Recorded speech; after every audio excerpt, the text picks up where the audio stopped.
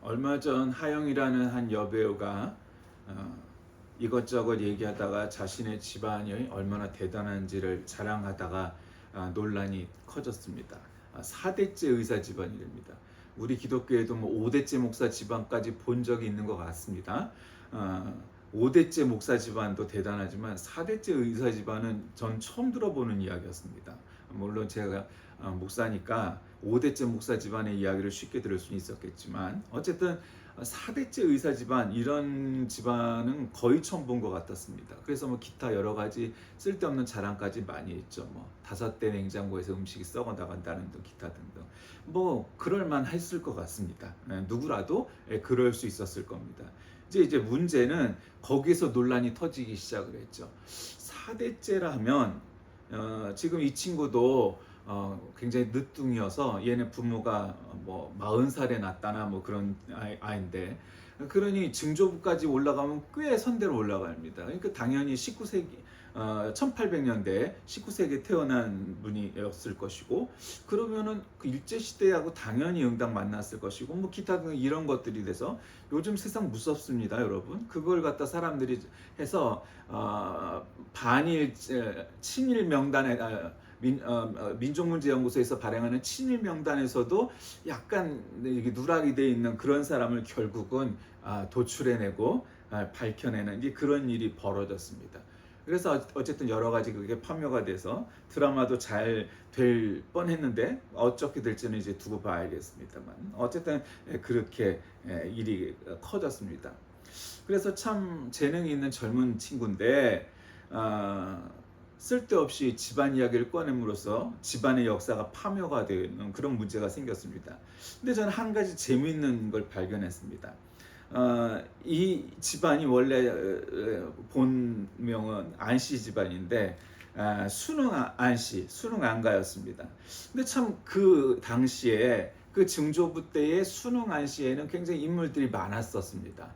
아주 그러니까 한마디로 똑똑한 집안, 명문가 집안이라고 할 만한 집안인 것 같습니다. 나라에도 자랑하고 싶었을 것 같다. 이런 생각이 들 만큼 뭐 그 개인의 집안뿐만 아니라 전체 순흥안 씨 집안에 인물들이 많았습니다. 여러분, 일제시대 때 순흥안 씨 중에서 가장 유명한 인물을 꼽으라면 안중근 의사입니다. 1879년생이었는데 30살에 여러분 다 아시다시피 이토 히로부미를 갖다가 척결함으로 인하여서 리순 감옥에서 사형을 당하는 그런 분이었습니다. 참판공파, 설용공파, 30세 손, 근자항렬, 뭐 이렇게 인터넷 쪽에는 나와 있다고 합니다. 어쨌든 중요한 건 이분이 순응안 씨였습니다. 안중근 의사 참 좋아하죠. 물론 그 집안에도 그 아들은 너무 가난해서 친일 변절자가 되기는 했으나, 그렇다고 해서 안중근 의사의 어떤 역사가 문제가 될 수는 없죠. 원래 그는 카톨릭 신자였고 옛날에는 도마라고 불렀고 요즘은 이제 카톨릭 신자니까 토마스라고 이름이 바뀌어요. 어쨌든 도마입니다. 왜 도마라고 했을까? 뭐 하여튼 뭐 그렇게 많이 볼 수 있는 세례명은 아닌데 어쨌든 그렇게 바뀝니다. 그런데 그 당시에 이제 주교가 사람을 살인했다는 이유로 파문을 했다가 나중에 1993년이나 돼서야 복원이 된 그런 사람입니다. 그래서 뭐 이제 앞으로 한국 카톨릭에서도 이제 복자로 성인으로 추대를 한다고 합니다. 어쨌든 안중근 의사라는 분이 있습니다. 또 있습니다. 안창호 의사가 있습니다. 이분은 1876년생인데 경신학교 출신이고 독립협회 회원이고 만민공동회를 개청했고 뭐 임시정부의 뭐 여러 일들을 다 만드셨고 뭐 나중에는 한국 독립당을 창당하기도 했던 미국을 중심으로 활용했던 분입니다. 가끔 이제 머저리들이 김구 선생에 대해서 쓸데없이 오해를 할 때 사실은 우리나라 국부는 김구 선생이 되는 게 마땅하다고 생각합니다만, 그러나 김구 선생이 김일성과 협약하여서 통일을 이루고자 했던 그 행위를 갖고 무슨 빨갱이 빨자를 얘기했는데, 다시 말하지만 김구 선생은 우파 민족주의 인사였습니다. 근데 만약에 그 대안으로 또 누구가 얘기되냐, 바로 이 안창호 선생입니다. 이분은 그 빨간색하고 아무 관련이 없습니다. 그러니까 어떻게 엮어도 안 되니까 미국에 있었으니까 당연히 뭐 공산주의하고 만날 일도 없었죠. 안창호 선생이 국부가 돼야 된다 라는 이야기를 할 만큼 이분은 굉장히 훌륭한 독립운동가였고 아주 신사셨고 정말 그랬죠. 이분도 역시 순응하십니다. 안창호 의사. 근데 이제 또 결국 다른 의사들이 나오죠. 이거는 의로 의자에 선비사자를 사는 독립운동가들이었습니다. 근데 이제 하영래 집안의 증조부였던 이제 안상호는 1874년생인데 55세까지 살았답니다. 문정공파 26세 손이라고 요즘은 인터넷에 아주 자세하게 나와 있습니다. 이 사람이 여러 가지 만일을 하는데 서울 의대의 전신인 학교에서 이제 학교를 졸업하고 일본에 가서 일본 의사 면허를 갖게 됩니다. 그래서 이제 다시 한국으로 돌아오는데 결혼한 사람이 누구냐면 총독부의 대장의 딸이었다는 겁니다. 그러니까 뭐 그때의 이 계급이 이완용보다도 높았던 사람이라는 겁니다. 그래서 결국은 그렇게 결혼도 하고 뭐 서울 의사회를 만들었던 뭐 그런 사람이기도 하고 뭐 하여튼 뭐 친일 활동이 어마어마합니다. 그 또 아들은 안부호라는데 또 이 집안은 이상하게 부자가 같은 한자를 호자를 쓰는데 참 그것도 이상한 거 일본 집안이라 그런지 몰라도 그렇답니다. 그리고 또 인터넷에는 이 사람의 창씨의 명한 야스다 토미루라는 일본 이름도 나왔는데 이 조부는 1922년생이었습니다. 근데 또 이 사람이 갖는 논란은 소록도에서 일했다는 겁니다. 그러니까 모르는 사람이 생각하면 야 소록도에 가서 정말 열심히 봉사했구나 이렇게 착각을 할 수가 있는데 실상은 그런 게 아니죠.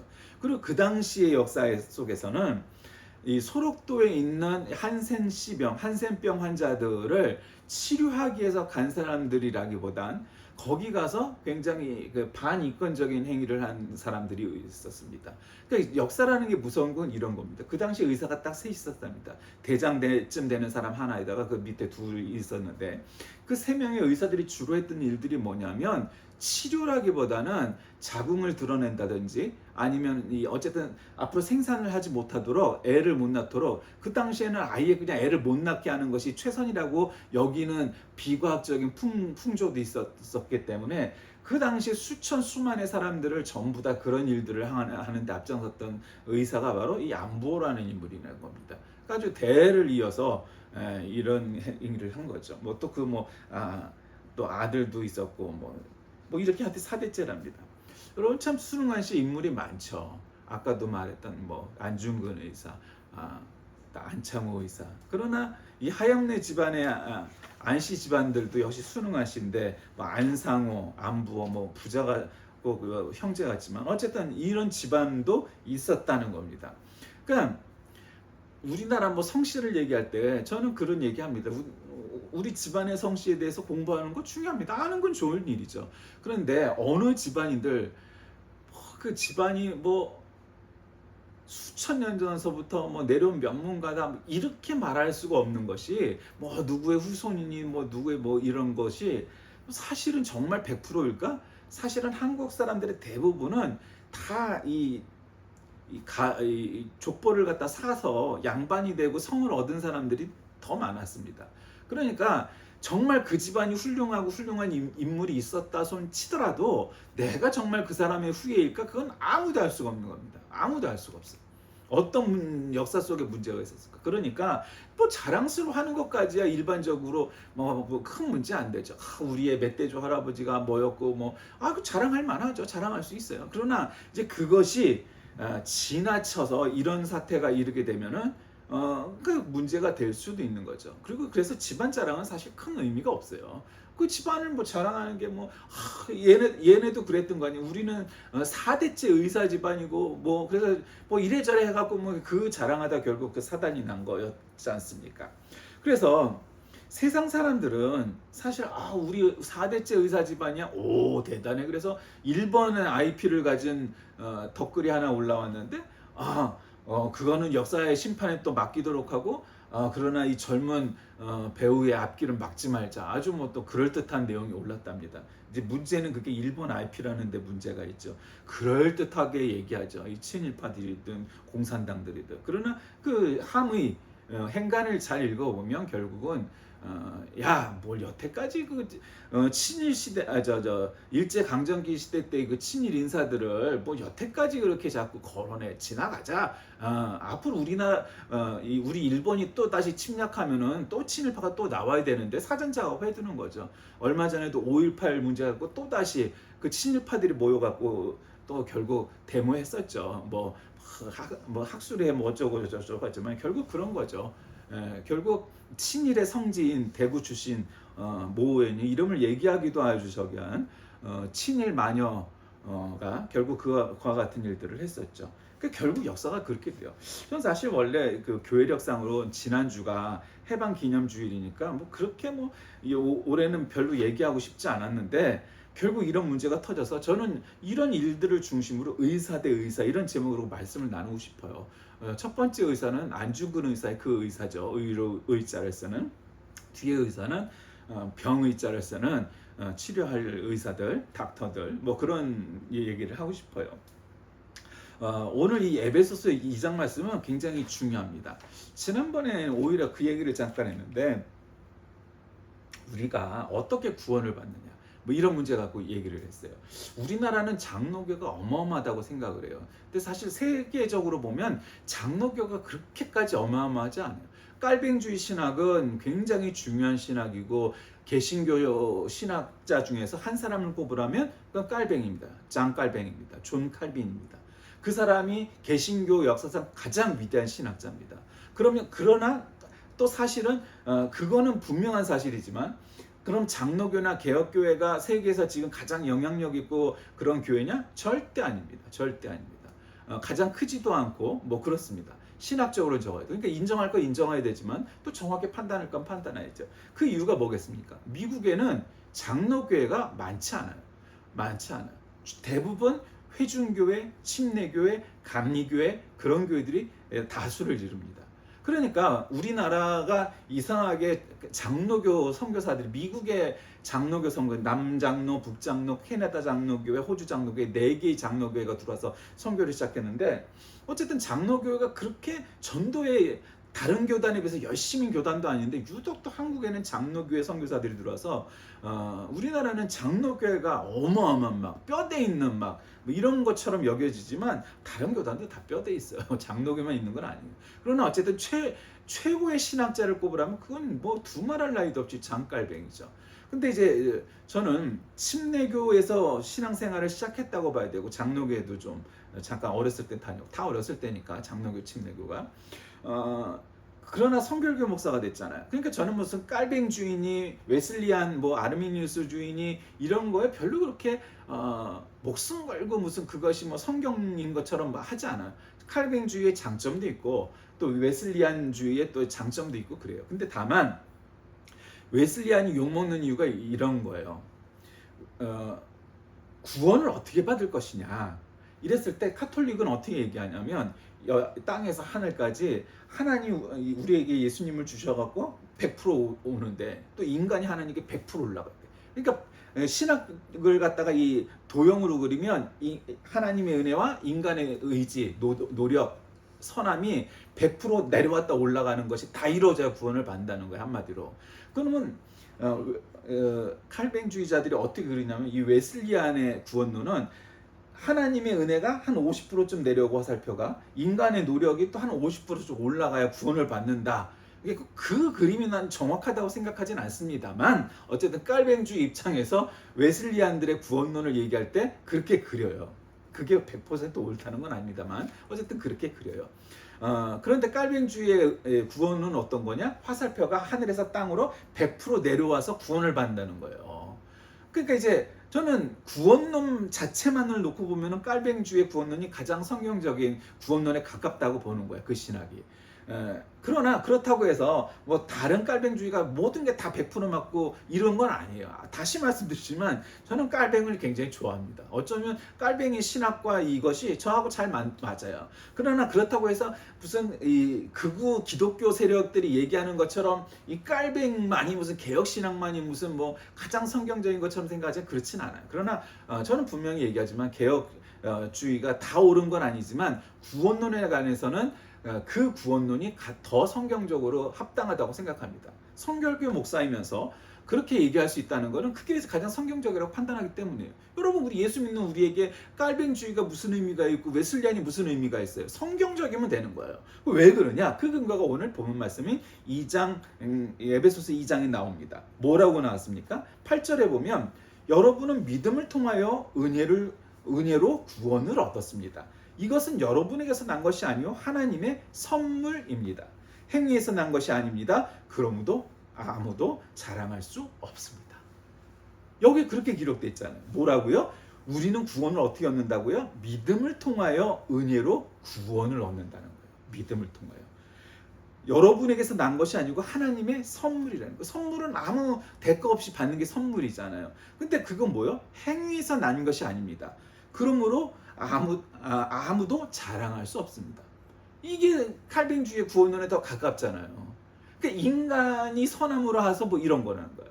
그러니까 왜 자꾸 동성애 문제가 나오냐면 한국 기독교가 다 이단화돼 가고 있는 게 뭐냐면 소위 정통 기독교라고 얘기하는 사람들, 그 중에서도 극우 기독교 세력들, 동성애 문제를 얘기하는 사람들이 그게 다 이단이에요. 사실은 신학적으로 따져. 왜 이단이냐 설명을 하면 이런 거예요.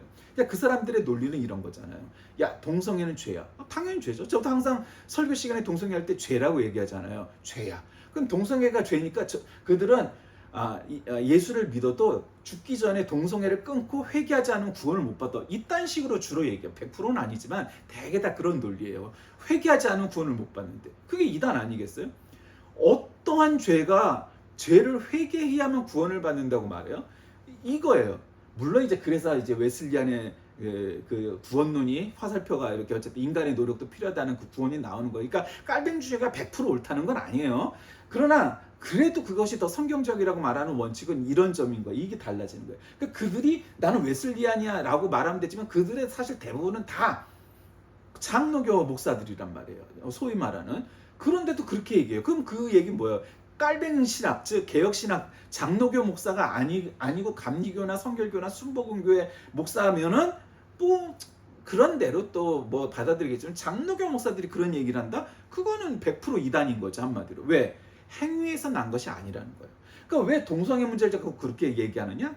동성애자들은 공식적으로 교회 안에서 거부하거나 반란하거나 우리가 뭐 미국이나 뭐 영국의 뭐 신자들처럼 동성애 뭐 목사 사제도 우리 해주세요, 동성애 장로 인정해주세요, 안수해주세요, 그런 주장을 할 여력이 없어요, 우리나라는. 왜? 다 죽여야 되니까. 죽여버려야 되는 거예요. 다 죄이죠.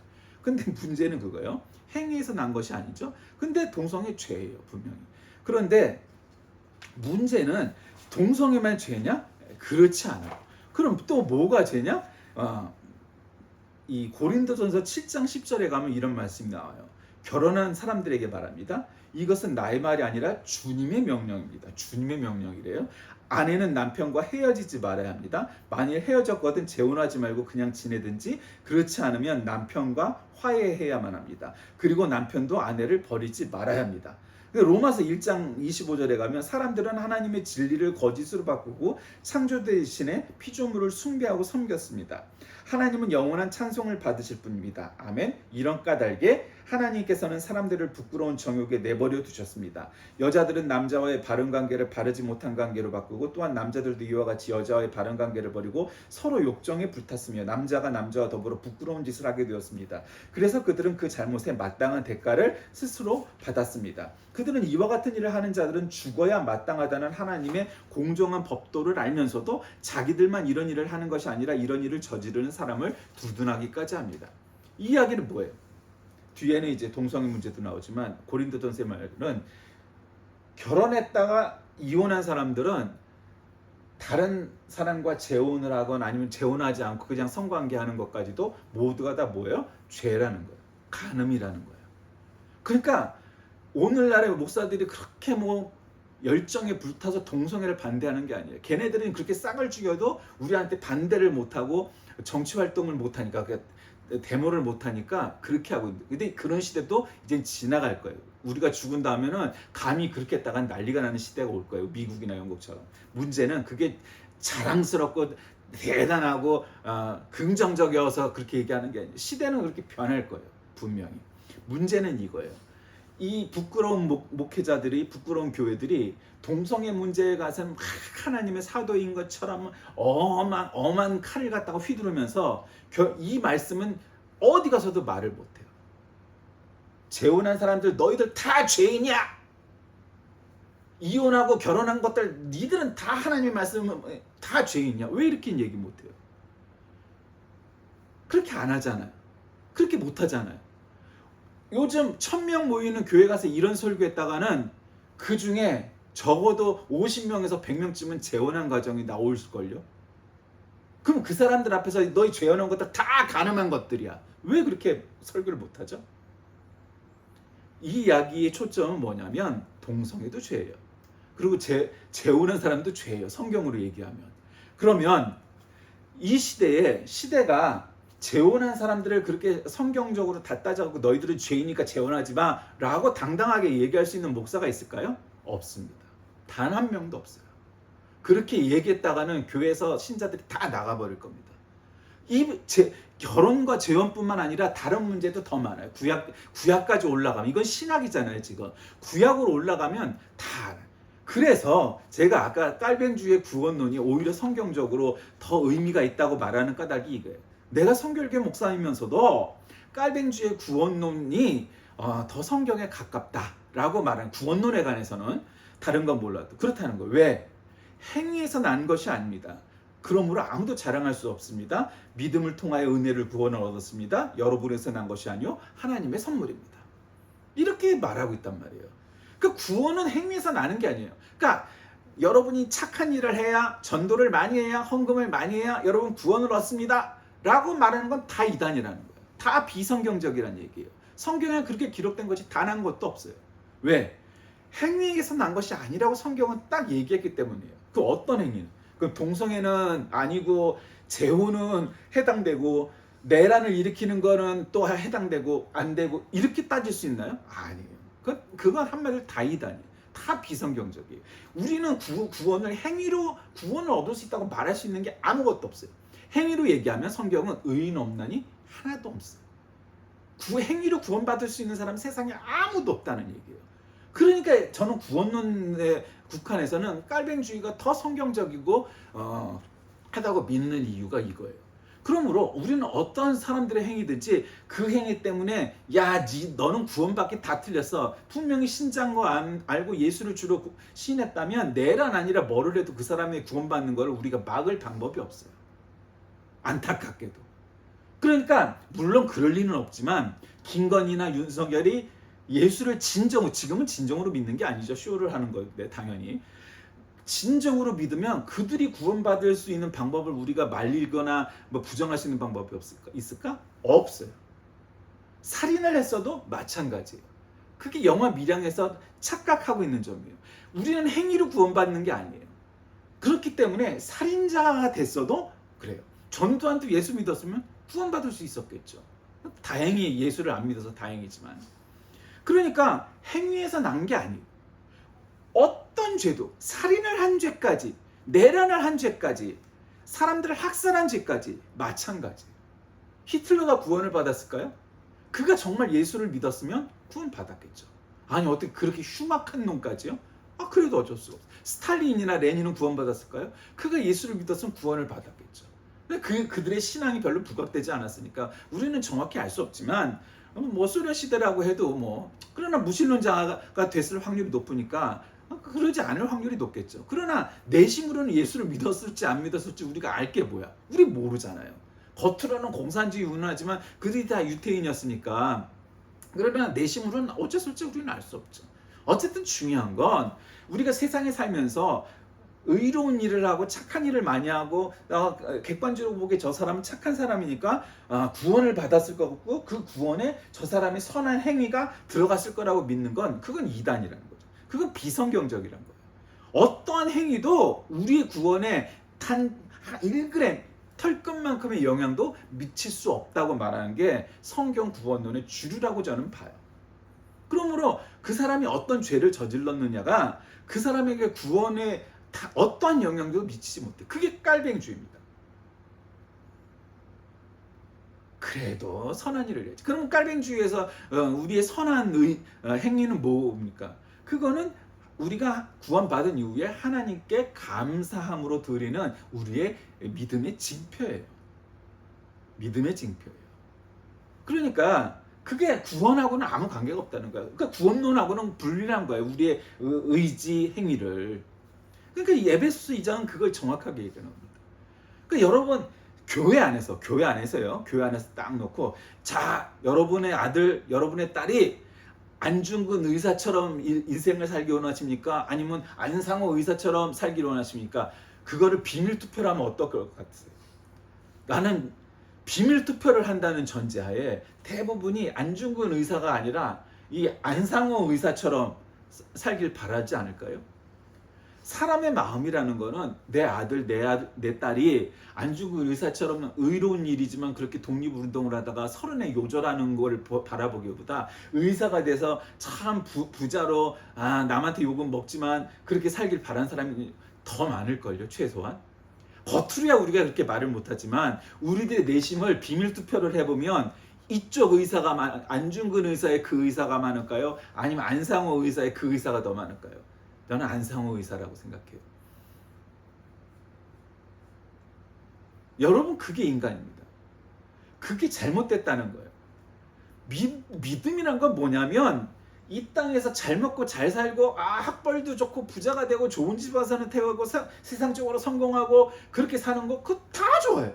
나도 좋아하고 우리도 좋아하고 우리 모두가 다 좋아요. 여러분 그렇게 돼서 나쁠 게 뭐가 있겠어요? 여러분 다 부자 되세요. 좋죠? 문제는 신앙적으로 성경 어느 곳에서도 여러분은 예수 잘 믿으면 여러분이 경제적으로 육체적으로 축복을 받아갖고 부자도 되고 뭐 학벌도 좋아지고 건강해지고 세상적으로 성공도 하고 그렇게 되리란 보장이 하나도 없어요. 하나도 없어요. 그건 싸구려 복음도 아니고 그거는 비복음이에요. 복음이 아니에요. 성경에 어느 구절에도 그런 게 없어요. 오히려 예수를 믿으면 고난이 오는데 성경 구약 성경 특히 뭐 신약 성경도 마찬가지지만 그런 이 성경에 기록되어 있는 인물들의 대부분의 스토리는 뭐예요? 그들이 하나님을 믿었는데 혹은 예수님을 믿었는데 믿어서 그날부터 행복하고 부자가 되고 잘 나가고 뭐 성공하고 그런 게 아니에요. 다 뭐예요? 하나님을 찾았더니 의로워졌더니 회개했더니 그들에게 고난이 와요. 그리고 그 믿음을 지키기 위해서 무지무지 고난을 받아요. 그게 대부분이에요. 뭐 다 그런 건 아니지만 뭐 다윗과 솔로몬과 같은 인물도 있지만 대부분의 인물들은 다 힘들어요. 목숨을 걸고 목숨이 위태위태할 정도의 고난을 받았던 사람들이 성경에 기록된 사람들의 대부분이에요. 99%예요. 100%라고 해도 과언이 아니죠. 그 왜 그러냐? 왜? 이건 신종론의 문제까지 다를 것도 없고 여러분 성경은요 우리가 예수 믿으면 행복해질 겁니다. 예수 믿으면 부자가 될 겁니다. 예수 믿으면 뭐 이거 다 거짓말이에요. 그건 싸구려 복음도 아니고 그건 복음이 아니에요. 그 복음은 뭐예요? 여러분의 믿음을 통하여 은혜로 구원을 받았습니다. 이건 여러분에게서 난 것이 아니고 하나님의 선물입니다.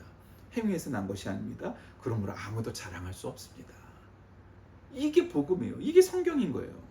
우리는 구원을 이루는데 그래도 내가 내 발로 교회를 나가고 어쨌든 교회 나와서 내가 구원받게 된 거지. 그러니 구원에 내가 그래도 털 것만큼도 아니요. 성경은요 구원에 관해서 우리는 아무런 자랑할 거리가 없고 단 1g도 머리털 한 올일도 올릴 수 없으면 구원에 우리의 자랑할 건 아무것도 없다고 얘기하는 거예요.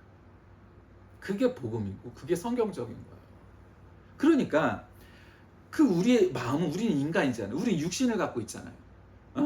하루 세끼 밥을 먹어야 되고 잠도 자야 되고 화장실도 가야 되고 막 기타 등등 그런 인간적인 욕구, 세상적인 세속적인 욕구 왜 없어요? 다 있죠. 누구나 다. 그럼에도 불구하고 그 욕구가 잘못됐다는 건 아니에요. 그 전적으로. 그러나 그거를 내세워서 안중근 의사의 그 의사가 되기보다 이 안상호 의사의 이 의사가 되기만을 바라면서 마치 그것이 신앙적이라고 우기는 건 그건 이단인 거예요. 그 의사가 되는 건 좋지만 그 의사가 되기 위해서 안중근 의사를 핍박하고 잡아놓고 하는 일들을 하는 사람들이 대부분이란 말이죠. 왜? 내가 성공해야 되니까, 내가 출세해야 되니까. 그러므로 우리는 안중근 의사가 훌륭한 분이라고 역사에 기록하고 수백 년, 수천 년 뒤에도 그렇게 기록될 거예요. 그러나 안상호 의사는 지금도 부자고 앞으로도 부자일 확률이 높을지 몰라도 역사에 이제는 완전히 기록되어 있어요. 세상 사람들이 다 좋아하는 직업을 가져서 내 자식이 의사가 됐으면 좋겠다는 그 의사가 됐는데 그 집안은 아주 부끄러운 집안인 거예요. 영원히 그렇게 기록될 거예요, 이제. 에이, 말로 그렇게 되더라도 부자가 됐으면 좋겠네. 여러분 그러고 싶으세요? 그렇게 되세요. 그러나 그렇게 되는 건 문제가 아니지만 하나님이 우리에게 말씀하는 세계관과는 전혀 달라요. 우리는 안중근 의사처럼 우리의 신앙을 반대하고 위협하는 사람들이 예를 들면 공산당이든 일제든 우리가 역사에서 보잖아요. 일제시대 때 공산당 침략 시기에 결국 우리 신자들을 앞에다 놓고 너 예수 믿을래 안 믿을래? 계속 했었어요. 그런데 일제시대 때 신사 참배할래 안 할래, 천황 숭배할래 안 할래 했을 때 90%의 괴들이 다 변절했어요. 다 무서워서 그냥 포기했어요. 아이, 이거는 국민 의례지, 이건 신앙 종교가 아니야 라고 치부를 하고는 90%가 다 신사 참배했어요. 그때 그랬던 교회가, 공산시대도 그때 그랬던 교회가 지금 이 시대가 돼갖고 90%가 정말 예수를 위해서라면 나의 목숨도 걸겠습니다 그럴 것 같으세요? 천만에요.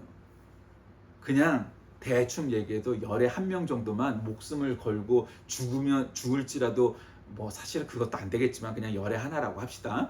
어쨌든 한 10% 정도만 나는 끝까지 예수 믿는 거 포기할 수 없으니까 죽을래요. 그냥 선택을 하지. 열의 아홉은 다 신앙 배반하고 예수 배반하고 다 돌아설 사람들이에요.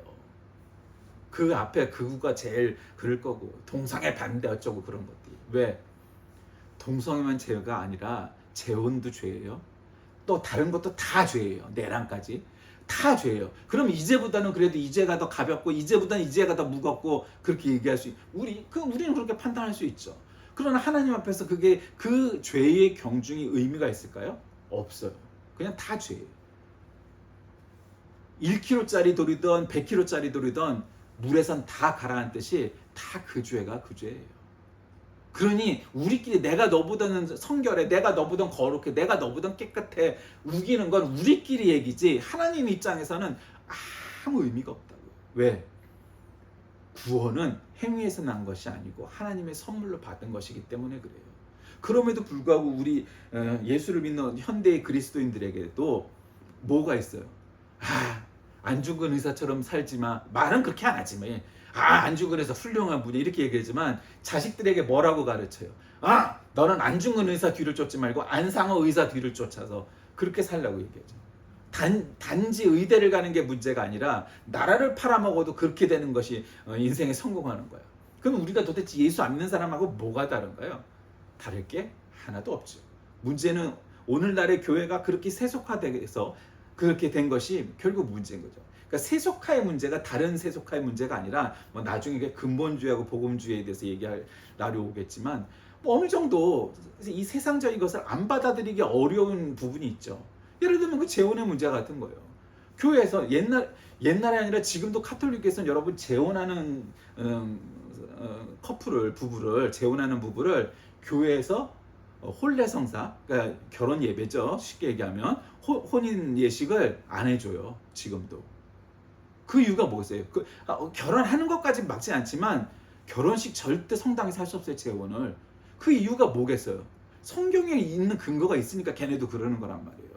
그 근거는 뭐예요? 재혼한 것들은 다 가늠한 것들이야. 그러니까 엄밀하게 아주 구약적으로 신약적으로 다 성경적으로 그냥 극단으로 가서 극우적으로 표현하면은 재혼한 것들은 다 가늠한 것들이야. 그렇게 설교해야 돼요.